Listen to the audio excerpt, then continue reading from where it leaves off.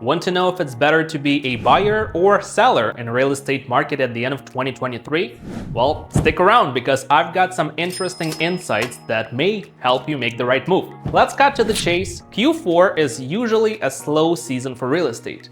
Why? Because holidays, family, festivities, you name it. But this year, things might be just slightly different. With remote work and economic shifts, we could see a more active Q4 than usual. And quick heads up on mortgage rates, they're high and likely staying that way for a while. We're talking about between 7 to 8%, and that's the highest they've been in the last 20 years.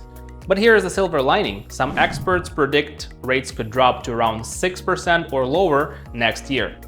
High rates mean less selling activity, but don't be fooled. Low supply keeps prices high. As for the home prices, they're still climbing but not too fast. I would expect to be relatively flat through the end of the year. And inventory, it's still tighter than a drum. So if you're selling, you're still in the driver's seat. If experts are right and rates drop next year, demand could surge, pushing prices even higher. Alright, so what does it all mean, and is it better to be a buyer or a seller right now? There are pros and cons for being either, and let's just quickly go through them. For the buyers, the pros are less competition. With fewer people looking around, you've got a better shot at your dream home and potential for a lower rate down the road. Experts predict a drop in the mortgage rate next year, so it's great news for those who will be refinancing instead of buying in the market next year. As for the cons, there are high current interest rates.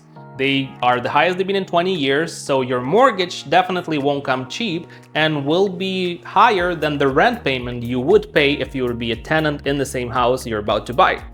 How crazy is that? Limited inventory. Fewer houses on the market means there are fewer options for you.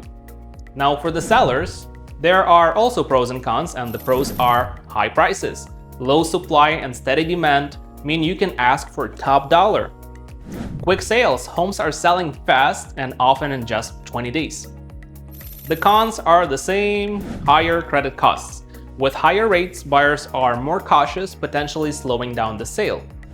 Limited buyer demand. Higher rates and costs mean fewer buyers in the game. So, whether you're buying or selling, Q4 has some interesting surprises in store for us, I'm sure. Personally, I think that right now it's better to be a buyer than a seller. Some of the best deals in my career happen towards the end of the year, and the winner is typically a buyer. There is less competition, possibility to refinance when rates go lower, and when that happens, it will sure be better for the sellers than buyers during that time.